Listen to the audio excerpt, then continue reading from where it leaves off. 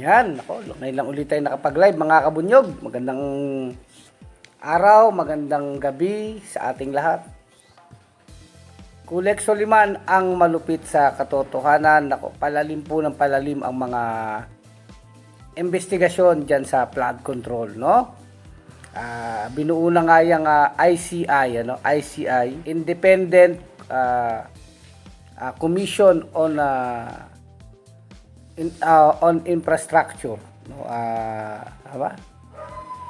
Investigation Commission on basta ICI, yung independent commission na binuo po ni Marcos para mag-imbestiga sa mga flood control na yan. So, iba pa po yung nagaganap na investigasyon dyan sa Senado, no? Saan ba pupunta ito? Yan ang tanong dyan, mga kabunyog, mga kababayan. Saan na pupunta ito? Ako po, ang worry ko lang dito sa mga investigasyon, kung ito ay mauuwi lang sa politika. Yung po yung pinaka ayaw nating mangyari, na itong mga investigasyon sa flood control, mga nakawan, ay mauuwi lang sa politika. At tulad ng mga nakarang investigasyon, ng mga unang panahon pa ni Mahoma, panahon pa iba-ibang presidente, panahon ni Cory, ni Ramos, ni Erap, ni Gloria, ni Pinoy, ni Duterte at ngayon. Ang daming mga iskandalo sa gobyerno, mga katakot-takot na nakawan, iskandalo. Pero nauwi rin sa wala. Walang nakukulong ng mga politiko. Kung may mga nakukulong man, yung mga, halimbawa, yung kagaya kay Janet Napoles, si Janet Napoles lang. So, yun po ang talagang dapat nating bantayan. Na itong flood control corruption, itong flood control scam na ito, at lahat ng mga katiwalian sa gobyerno, sana sa mga investigasyon na ito, mapasenado, kongreso, independent investigation na nila Magalong, may makulong. May managot. Kasi yun doon talaga na ang tao no, na nagsasawa, no. Halimbawa, ngayon, kung mauwi lang ito sa politika na ito ay away ni Marcos laban sa mga Duterte, nila Romualdez laban sa mga kila Sara, di ba? Hindi po yun no. Dahil tayo naman ay sawang-sawa na tayo sa politika. Ang gusto natin dito, katotohanan at katarungan para sa bayan, di ba? O yun po, talagang kaya September 21, sama-sama po tayong pumunta sa Luneta man yan, sa EDSA PPM man yan. Pumunta tayo at magpahayag tayo ng galit. Galit po, hindi na lang basta yung ayaw lang no. Galit na galit ang mamamayan sa mga korupsyon na lantaran sa buwatan. Alam niyo po, pag nanonood tayo ng Senate hearing, pakiramdam ko parang ginagago-gago lang tayo pag sumasagot si Henry Alcantara, di ba? Yung isang contractor doon, tapos kanina may isa pang contractor, yung WJ ba yun, yung babae, umiyak pa. Pero ang lakas po ng loob magpunta ng Senado, no? Labas-masok siya sa Senado. Ayan sinasabi, malinis ang kanilang konsensya. Isipin niyo yun. Kaya nga, lumalabas dito, mga kabunyog. Hindi naman talaga magagawa ng mga contractor to nang walang mastermind na mambabatas. At syempre, ang nagpapatupad ng lahat ng mga ito, yung DPWH. Ganun ang nagiging sistema ng sindikato, no? Nanggagaling yung pinakautos o command sa isang senador o sa isang congressman na may control ng budget. Yung sinasabing proponent nila Bryce Hernandez at ng mga iba pang mga nagtetestimonya dyan sa Senado at Kongreso, yung proponent, saan galing yung pondo, sinong nagpasok ng pondo na yan para sa project na yan. At yun ang mastermind. Kasi yun ang sinusunod ng mga taga DPWH. At yung mga contractor lumalabas, Kung saan may pondo, doon sila nagpapasok ng project. 'Di ba? Ganun yung nakikita natin eh. Oh. Queen Desa, alam dapat ng alam dapat lang dapat lang makulong, tanggalin na sa posisyon para di na tumakbo. Oh, 'di ba? Sabi ni Queen Desa. Samuel Encina Libiran, good evening Sir Kulex. Kaya kayo, anong masasabi nyo dito sa mga investigasyon na ito? Kasi kahit ilang beses ay vlog, alam na ng tao talaga yung sabuatan ng kontraktor, DPWH, tsaka mga congressman, senador. No, nababago lang yung mga pangalan, nababago lang yung mga personalidad, pero yun at yun ang sistema no? Na yung budget ginagawa kasi isang batas po ang budget. Sa budget po ay pinapasok na yung mga project na yan. At sa bawat project na yan may mga nakaumang na mga kontraktor. Ganun po ang sistema eh. Kahit yung kay Joel Villanueva. Joel Villanueva, kahit anong drama mo, kahit anong bersikulo ng Biblia pa ang sabihin mo, booking na yung mga ginawa niyong katarantaduhan kayo ni Jinggoy. Di ba? Sabi ni Lacson, tama yung sinabi ni Hernandez, meron niyang 355 million na nakalagay na budget na ginawang project at si Jinggoy nga daw yung ang term nila, nag-download. Di ba? Nakalagay talaga sa budget. Yung kay Joel Villanueva naman, ito mas matindi. Walang specific item dun sa national budget. Pero may tinatawag na unprogrammed funds. Nandun po ang magic eh. Dun sila nagkakaroon ng mahika, ng manipulasyon. Kumbaga pinagbabawal na technique. Nandun na yung technique ng mga senador congressman sa tinatawag nating unprogrammed funds. Kumbaga yun yung bahagi ng budget na walang specific na item o detalye ng proyekto. Kumbaga, anything goes dyan. Doon na po kumakana. Kagaya nung sinabi ni Joel na humihingi ng mahigit 100 billion na kontrata. Pero ang available lang daw ay 600 million. At binigay nga sa kanya yung 600 million.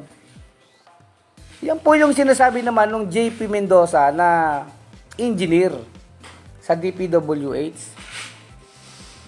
Kumbaga arbor na ni Joel yung 600 million. In fact, ang ina-arbor ni Joel Villanueva 1.2 billion na project po dito kay Secretary Bunuan ng DPWH. Kaya lang nung panahon na yon, mukhang yung unprogrammed funds ay nakuha na rin ng ibang buhaya.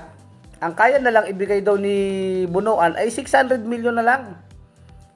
Kaya tignan nyo yung pera ng bayan, ang pinag-uusapan dito, billion-billion, million-million, niyoyoyo lang nila eh. Parang kanila talaga yung pera na minamanipula lang po. Ito sa'yo, ito sa'yo, ito sa'yo. So dahil 600 million na lang daw available, yun na daw yung makukuhang hinihingi ni Joel na project. At ang SOP nga ay 30%. At ang 30% is sinabi talaga, 125 million, isipin nyo yun. At may mga text message nga po na nasa cellphone na sinasabi ni Joel ay peke. Di ba? Ganun lang kasimple ang depensa ni Joel. Kaya nga po kahit anong bersikulo sa Biblia ang sasabihin ni Villanueva, mahirap na po siyang paniwalaan. Bakit naman gagawin ng mga engineer yun? Napepekein pa yung text niya para idiin siya. Di ba, mga kabunyog, mga kababayan? So, ang technique pala nitong mga mambabatas, senador man yan o congressman, maglalagay sa budget nung tinatawag na unprogrammed funds. Hindi nakaprograma na pondo. At doon na nga sila kakana ng kakana. Sisip-sip sila ng proyekto dyan. Sabi ni Ed. Suportahan yung wish ni Cara David. Ano ba yung wish ni Cara David, Ed? Mamatay na lahat ng magnanakaw? Kung mamamatay na lahat ng magnanakaw, may matitira kaya? sa gobyerno natin, ano. Meron pa naman mga honest, no, mangilan-ngilan. Ha? Ganun yun di ba? O, Nancy Sinisa, good evening po, Brother Kulex at mga kabunyog. Kaya nga tayo, sinasabi natin, hindi to politika, ha? Itong issue ng flood control corruption na ito, na nabuking po sa taong bayan, sa atin na mamamayan, hindi ito politika ni Marcos laban kay Duterte, Sara versus Romualdez, Saldico versus Duterte, hindi Ito ay issue na tayong mga mamamayan ay ninakawan. Ninanakawan po tayo ng harap-harapan, tayong mamamayan. Ang kalaban natin dito, mga magnanakaw sa gobyerno, regardless ng politika. Walang kulay-kulay yan. Kasi tayo ang mamamayan, kay bumoto ka kay Sara, kay Lenny, o kay Aquino, o kay Duterte, kay Marcos ka bumoto, hindi pinag-uusapan yung binoto mo nung nakaraang eleksyon. Ang pinag-uusapan dito, tayo na mga Pilipino, ninanakawan tayo araw-araw. Kinokotongan tayo ng bilyon-bilyon ng mga sindikatong magnanakaw sa gobyerno. Contractor, department officials, kagaya ng DPWH at mga mambabatas, no? Actually, ang corruption hindi lang naman yan sa DPWH. Nung nakaraan lang pati sa Department of Agriculture, di ba? Si Saldico na naman ang sinasabi doon. Kaya itong si Saldico din, dapat na to umuwi di ba? Talagang dapat ito umuwi na, di ba? At talagang sagutin niya ang mga tanong at hindi lang niya sagutin. Patunayan niya saan galing yung kanyang kwarta at yung kanyang mga negosyo. Grabe po ito. Meron tong nito? Yung mga eroplano tsaka jet. Grabe po ang asset nitong tao na to. Yung Misibis Bay dyan sa Bicol, kay Saldico po yan. Isang napakamahal po na resort yung Misibis Bay na yan. Bukod dyan, meron pa yung mga aircraft, mga jet. Hindi po ng negosyo ni Saldico. At yung kanyang kumpanyang Sunwest, tas yung Hightone, kapatid naman niya yun, di ba? Ilan ang party list ni Saldico? Dalawa, yung Ako Bicol. Party list ni Saldico yan. Tsaka yung BHW, yung sa kapatid naman niya o sa pamangkin niya, kay Natasha ko. Kaya, dapat si Saldico umuwi.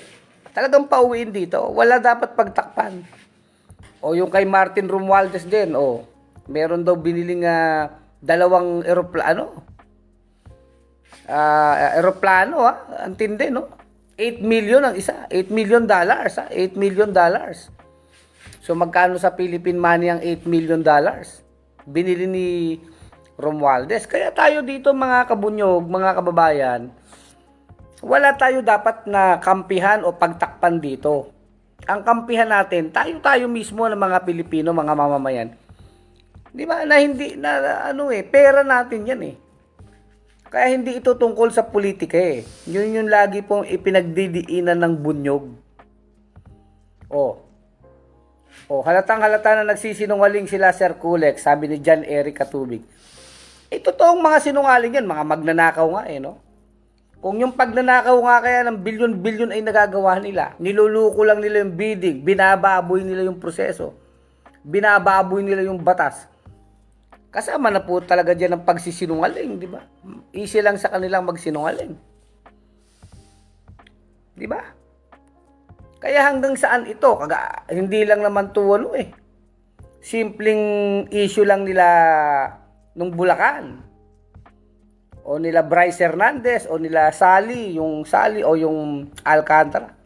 Way back pa, nung panahon pa siguro ni Gloria, kung sino man presidente, may mga flood control May mga katiwalian na sa gobyerno. Kaya nga sabi natin, si Diskaya, kumanta na, ang dami ikinantang congressman. Sige, okay yan, ikinanta mo yung mga congressman, patunayan mo talaga na binigyan mo talaga ng kwarta yan, paano mo binigyan ng kwarta, di ba? Yan, makakatulong yan ng mga ganyan testimonya para may pakulong itong mga congressman na ito. Kahit sino pa yung mga congressman na yan. Kaya lang, yun nga, kay Diskaya, wag selective. Bakit 2022 hanggang 2025 lang? Ibulgar mo na lahat mula pa noon. Panahon pa ni Duterte, 2016. Oh, nagsimula ka ng flood control, 2016. Eh. Si Bato pa ang nagtanong yan, di ba? Oh, di dapat from 2016 hanggang 2025, hanggang ngayon, para lahat. Mapa Duterte, mapa Marcos administration yan. Kung po pwede, hanggang Aquino administration, kung meron pa doon. Hanggang Gloria administration pa, kung meron. ERAP. Di ba lahat dapat? Walang pipiliin. Bakit? Bakit kailangan piliin? Kaya yun nga rin yung napapansin ng maraming netizens, tayo po. Tignan nyo yung testimonya ni Bryce Hernandez. Sila sabi lahat. Ako, hindi ko naman pinagtatanggol yung si Hernandez. Kasi talaga nagsusugal nga yan, di ba? Daan-daang milyon yung pinatatalo, pera ng bayan yun eh. Talagang kurap po yan na DPWH official. Yung BGC5 na sinasabi, nagsusugal po dyan sa mga kasino. Ha? Siyempre, ang sinusugal naman nila dyan, pera ng bayan, yung nakukurap nila dyan sa mga flood control na yan. At sa iba pang mga project ng DPWH, dun lang naman talaga sila kumuha ng kwarta eh. O diba, yung si Henry Alcantara na yan. Bryce Hernandez, kaya yung kanilang mga sasakyan matindi, no?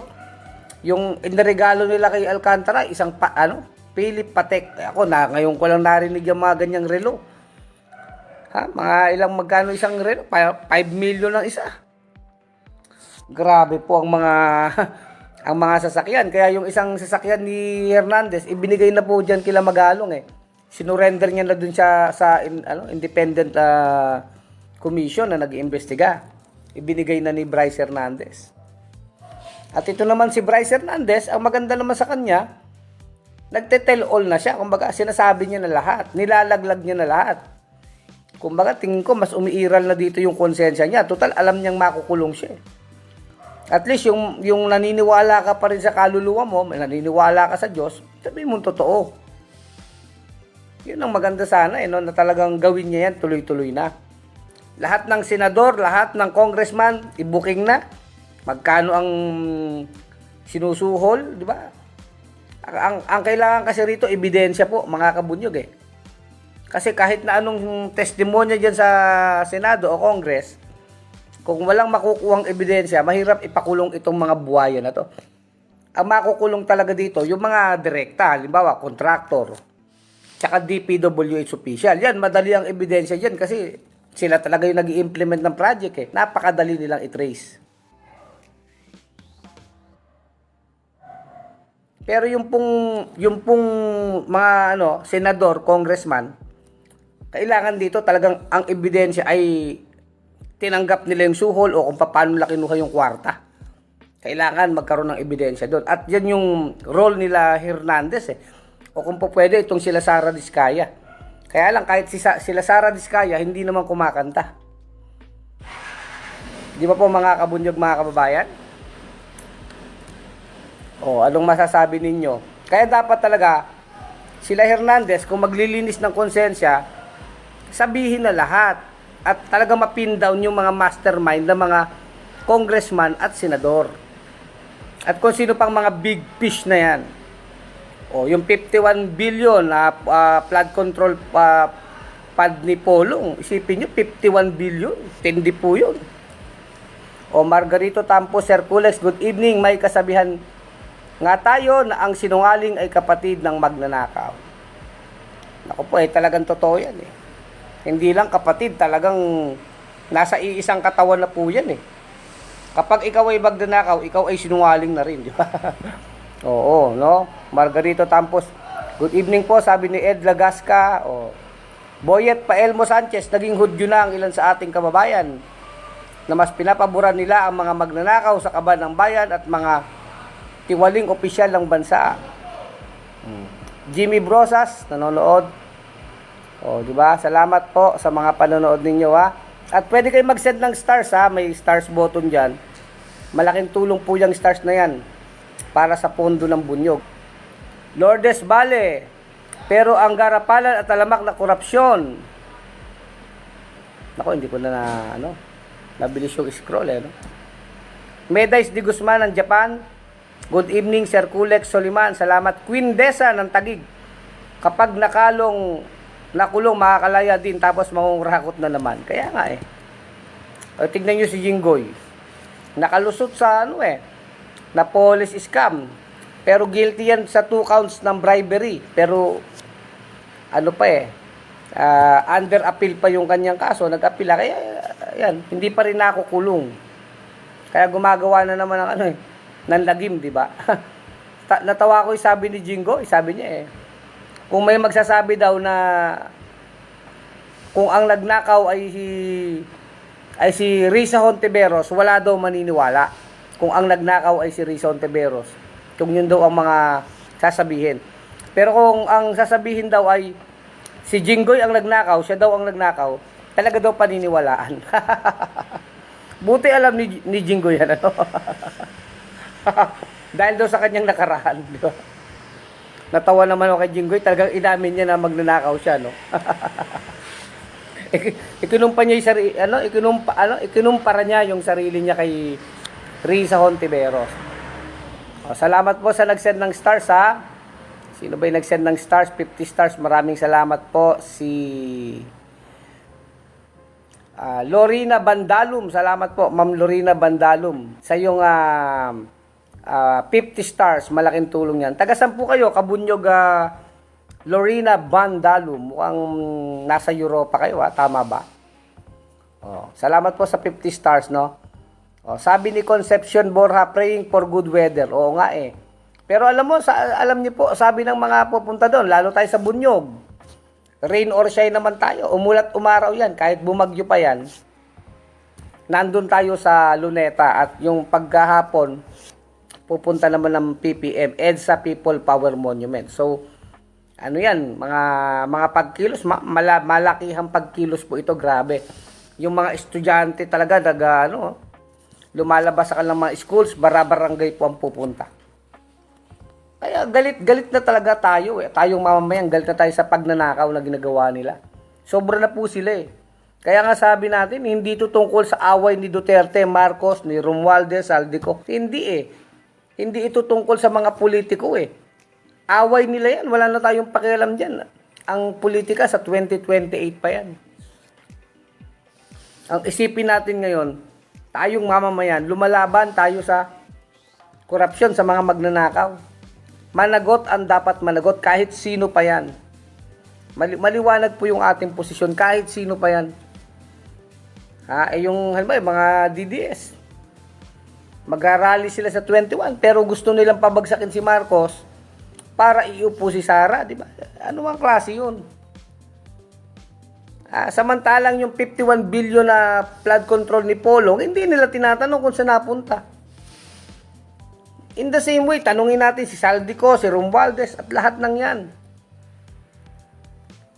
Diba? O ngayon, may press con din si Chavit Singson, binabanata mo yung Ilocos Norte. Diba? Nung tinignan ko rin, sa Ilocos Sur din, may mga flood control project din. Ang Ilocos Sur, hawak ng mga Singson. Kaya yung sinasabing dapat,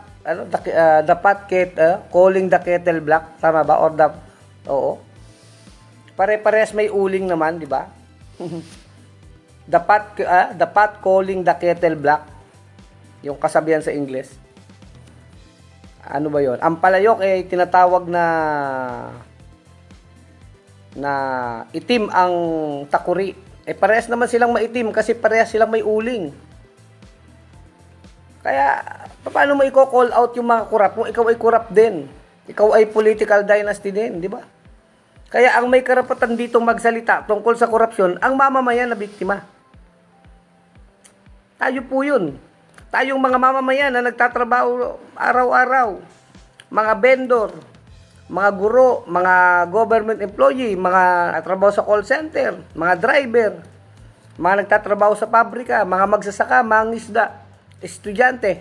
Lahat po tayo ng mga karaniwang Pilipino. At yung mga nagtatrabaho ng marangal. So, di ba? Tayo po yung may karapatang magsalita. Hoy, wag na kayong magnakaw, tumigil na kayo. Kasi tayo ang apektado. Pero ang isang politiko na korap, na isang political dynasty na alam mong abusado, i-call out niya o babatikusin niya ang isang kapwa niya politikong korap? nakakatawa naman yun, di ba? Kaya dapat itong issue ng flood control ay hindi gamitin ng mga politiko. Yung mga nasasangkot dyan, di patunayan nila na wala silang kasalanan. Pero mahirap nilang gawin yan. Di ba? Ay, nako. Ay, talagang napakalalim na po ng sakit. Cancer na nga eh. Cancer na po ang bayang Pilipinas. Panahon pa ni Rizal, sinasabi niya na ang Pilipinas ay cancer, di ba? Ang sakit ng Pilipinas ay cancer na. Panahon pa ni Rizal yan, di ba? Rodolfo Ingbino, happy birthday sa iyo ha. Magandang gabi, Sir Kulex. Happy birthday, Rodolfo Ingbino ng Cebu City. At happy birthday din sa National Treasurer ng Bunyog, si Kuya Edward Tabanyag. Yan Edward Rosales pala. Edward Rosales ng Butuan City. Happy birthday Kabunyog Edward Rosales. At si belated happy birthday kay Wilma Suarez, kay Ma'am Wilma Suarez ng Kabunyog from Angeles City, Pampanga. Ma'am Wilma Suarez, happy birthday. Kaya pag nakita tayo Ma'am Wilma, magpaano ka? Magpamakdo ka. Makdo talaga. Okay. De La Rosa Plosi, si Bryce Hernandez sinasabi na ang lahat ng alam niya, pero ang mga mag-asawang Diskaya maraming tinatago at marami silang pinoprotektahan, malalaking tao. Si Alcantara nuknukan ng pagkasinungaling. Oh, di ba? Ako rin ganyan din ang aking napansin di ba? Sino ba yung nag-comment nun? Teka, salamat muna sa 100 stars po Ma'am Lisa Braganaza Embesan, good morning. Aba, morning sa inyo, Ma'am Lisa. Embesan, Lisa Braganaza Embesan, 100 stars. Malaking tulong po yan, Maraming salamat. Kleng Villarin, right. Teka, sino ba yung nag-comment kaninang binasa ko? Tungkol kila Alcantara na napakasinungaling. Si De La Rosa Plosi, oo, De La Rosa Plosi, totoo yan. Yan nga, sana ituloy-tuloy ni Bryce Hernandez yung kung talagang genuine siya, talagang tapat siya sa kanyang sarili, talagang umamin siya, tapos ibulgar niya lahat. Kumbaga, iligtas niya yung konsensya niya. Total, handa na siyang magpakulong, sabi niya. Yun ang maganda handa siyang magpakulong. Talagang pananagutan niya yung ginawa niyang pagkakurap niya, na talagang hindi naman natin pinagtatanggol, talaga namang kurap Di ba, nagsusugal nga sila nila Alcantara, yung BRC5 na yan. Silang mga taga-DPWH. Daang-daang milyon ang pinapatalo nila po. 950 million po ang sinugal nila. Imagine nyo yan, kulang-kulang 1 bilyon. Kaya nga, kung lilinisin talaga ni Bryce yung konsensya niya, o di handa siyang magpakulong, sinabi niya. At ibabalik niya na yung mga kayamanan, yung mga ninakaw nila. O at least yung ninakaw niya, ibalik niya. O di kahit makulong siya, pagdusaan niya, magiging malinis ang konsensya niya. Di ba? Yun Pero itong si Alcantara nga, nuknukan ng sinungaling Ayaw pang aminin na siya yung lalaki doon, yung limpak-limpak na pera doon sa mesa, di ba? Limpak-limpak na pera sa mesa. Ayaw aminin pa nitong si Henry Alcantara na siya yung nakuna ng picture doon. Kalahati lang daw katawan kasi. Sabi ni Lacson. O si Lacson ba? O si Soto. Alam mo naman kung kahit kalahating katawan, kung ikaw yun o hindi, di ba? Hanggang sa may isang picture na nakita na yung buong katawan niya, yung buong mukha niya. Tsaka lang umamin. Isipin nyo kung gaano kasinungaling yung si Alcantara na yan. O sabi ko kaya nga magnakaw ng daang-daang milyon, magsinungaling pa kaya. Di ba? Kaya tayo kahit papano okay itong si Bryce Hernandez Kung bagay nagsasabi na ng totoo, di ba? Yun ang maganda doon. At sana itodo niya na. O di ba? Yun lang tayo, no? At taga California pala si Ma'am Lisa Braganaza Embesan, oo. At binabati ko rin ang ating kabunyog from New Zealand, si Ma'am Raquel Magtalas. Gatbunton Magtalas. Kamusta po kayo dyan ni ABC dyan sa New Zealand. O, Lorna C. Cueto, pwede po bang state witness si Brycer? Kulex, parang mas ok po siya sa state witness. Depende kasi yan sa severity nung participation. Ang alam ko yung mga state witness, least guilty. Ang alam kong in-interview ngayon ni Boyinging Rimulya, itong sila Diskaya, nagpunta dun sa DOJ. Ewan ko kay Bryce Hernandez, ewan ko sa evaluation, pero kung talagang magtatapat siya, Sasabihin niya lahat ng nalalaman niya. Eh, mainam siguro, basta walang pinoprotektahan kasi ang gusto pa natin dito, yung mga big fish, makulong. Ewan ko, sa opinion ko, hindi naman ako legal expert, pero kung talagang sasabihin niya na lahat at patutunayan niya na siya'y tauhan lang, baka sakali pa. Pero kailangan ibalik talaga lahat ng mga ninakaw di ba? Yun muna ang mga kondisyon. Tsaka magtapat lahat. Pero itong mag-asawang Diskaya, malabo ito inaabogado lang to ni Marcoleta. Isipin nyo, si Marcoleta ang nagpipilit na maging state witness si Diskaya, yung mag-asawa. Kasi po, anong epekto kapag ikaw ay state witness? So, unang-una, hindi ka nakakasuhan, state witness ka So, ibig sabihin, hindi ka na makukulong. Kasarap ng buhay naman yan, hanip talaga, hindi na makukulong ang mga Diskaya. Di ba? Dahil kay Marcoleta na pinupush talaga ni Marcoleta. Kubeta ka talaga, Marcoleta ka. Talagang lantaran pang insulto po yung lavish lifestyle ng mga Diskaya, di ba? Insulto sa ating mga Pilipino yung kayamanan na pinakita nila, na namumuhay silang napakarangya. Samantalang maraming mga Pilipino halos hindi makakain. Hirap na hirap sa pagtatrabaho. Araw-araw tayo nagsisikap ng matapat. Paunla rin ang ating mga buhay. Itong mga Diskaya, di ba? Napakatindi na mga kontrata. Kaya nga imagine nyo, from 2016 to 2025, sa loob ng 10 taon, 206 billion or more. 206 billion ang naging kontrata na ng mga Diskaya. Iba't iba pong mga construction company yan. Talagang pinaikot nila yung batas. May mga panahon pa, kumpanya rin nila yung nagbibiding. Kumpanya rin pala nila yan. Niluluko yung proseso. Nagbibiding yung mga construction company, kanila rin pala yun. Sipin nyo yung ginawa niyan. Di ba? Kaya malabo ang mga Diskaya maging state witness. Pinipilit lang nila Marco Beta. Isipin nyo pag state witness, hindi po makukulong. At ang matindi, hindi daw obligado na ibalik ang mga ninakaw. Isipin mo, sabi ni Marcoleta yan. Marco Beta, walang hiya ka. Walang hiya ka, Marco Beta ka. Hindi daw obligado na ibalik ang mga Diskaya, yung mga ninakaw nila. Hindi daw obligado na ibalik. Anong klase, di ba? Mga kabunyog, mga kababayan. Kaya nakakasuka, no? Sincere si Bryce, umiyak siya sa hearing, sabi ni Concepcion Borja. Tayo, sinasabi natin, si Bryce Hernandez, hindi naman yan santo. Ulitin natin. Napaka-corrupt na government official, di ba? Actually, ninanakaw nga nila yung pondo.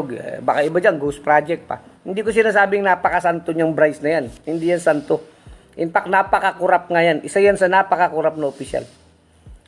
Pero kung ang tanging paraan ay para makulong pa itong mastermind ay yung mga sasabihin ni Bryce, pwedeng i-reconsider siya, di ba? At syempre, dapat ibalik niya lahat ng ninakaw niya. Ganun po siguro. Depende yan sa evaluation ng DOJ, di ba? Jeline Escantilla, si Garma naging state witness. Sana si Bryce din, kapag nakapag-produce pa ng mga ebidensya. Kaya nga po, sang-ayon tayo doon, kabunyog Jeline Escantilla. Oo. Kung halimbawa, talagang ipapakita niya, ako mismo nag-deliver dito sa bahay ni Joel. Nakita ko. May mga picture, may mga text message. Yun na po ang magpapadiin sa mga senador at congressman na yan Kumbaga, ibulgar talaga niya lahat. Pati mayor, governor, nagpunta po kami dito. Pati mga undersecretary, secretary, lahat na. Especially po mga senador. Sa lawak po ng operation nila Bryce Hernandez, meron pa nga siyang nabanggit na isang congressman, yung congressman ng Caloocan City. Itong si Mitch Kahayon, di ba? Tinanong siya, yung isang tumpok na pera dun sa mesa. Kasi tumpok-tumpok po yung kwarta, nakakapal dun sa mesa, di ba? Sa loob ng opisina ng DPWH, di ba? Nakita dun sa picture. Kanino yung isang tumpok ng pera dun? Tinanong si Hernandez. Nakasulat po dun sa papel ay Mitch Kahayon. Isipin mo yan. Congressman dyan sa Caloocan. Dine-deny naman ng congressman. Siyempre, sino ba naman magnanakaw ang aamin, di ba?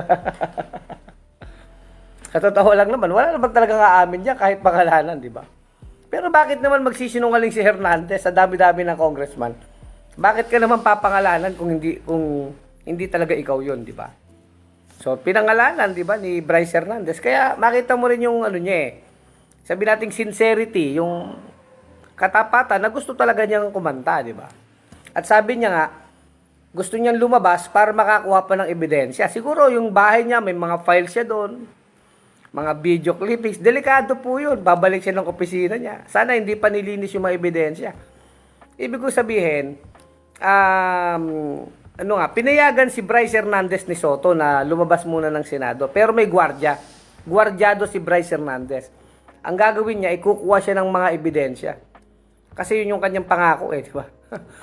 Oo, tingin ko naman pwedeng talagang gano'n ang gawin. Para madiin talaga ang mga dapat makulong dito. Managot ang dapat managot. Yung sa katotohanan tayo at katarungan eh, no? Kahit sino pa yan. O, di ba? Anong masasabi niyo mga kabunyog, di ba? O, Escarda Jerome, kwento ko lang, hindi mo naman kayang punahin si Martin Romualdez at Saldi Corakot na pasimuno ng mga yan. Pati si Bangag, ginawa mo namang tanga ang mga tao. Batikusin mo. Eh kung nakikinig ka lang ng ibang mga vlog ko, anong batikusin? Nung panahon pa ng kopong-kopong, binabatikos na namin si Ako Bukol, Saldi ko. Kanina nga lang, binatikos ko. Anong sabi ko? Kung sa pagkakurap, napakakurap niya ni Saldi ko. Si Ako Bukol, ikaw ba naman, di ba? Ilang kontrata ng Sunwest? Pati yung high tone, yung kanyang kapatid, si Christopher ko. Dalawa nga ang party list ni Ako Bukol eh. Yung Ako Bicol party list, tsaka yung BHW. Kay Saldi ko din yan eh, sa pamangkin niya, tsaka sa kapatid niya, di ba? Oo. Kaya nga, ano yan, totoo yun eh. Hindi naman magagawa yung mga flood control na yan, kung di alam ni Saldi ko yan. Kasi si Saldi ko ang appropriation committee chairman nung mga panahon din na yan eh, di ba? Kaya talagang corrupt din yan si Saldi ko. Even si Romualdez. Oh, kasi Speaker of the House yan eh. Oh, in the same way, si Alan Cayetano nag-speaker. Oh, di ba sinong nag-comment niyan? Si Escarda Jerome. Oh, ikaw naman Escarda Jerome, kaya mo bang batikusin si Sara Duterte sa confidential fund niya? Yung 51 billion ni Polo. Kasi kami sa Bunyog, kaya naming batikusin lahat. Di ba? Kaya dapat lahat talaga ito.